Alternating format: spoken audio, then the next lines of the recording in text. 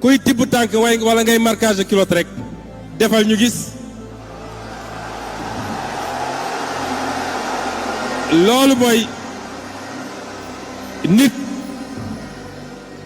nit bu dee danga koo fan ba tax nga ne lu mu def ma def ko bu wootee arena Dakar Arena xanaa kay suñ tegee ñetti fan nga woote Dakar Arena bu levee 500 millions xanaa kay nga góorgóorlu ne man sax levé naa 50 000 francs ma wàññil leen ko rek moo tax li ma bëgg ñu jàpp tey mooy nous avons notre destin en main nañu gëm suñu bopp dinañu def les réformes qu'il faut après élection législative bi dinañu def les réformes fiscales qu'il faut parce que am réew xam ngeen lu ko yor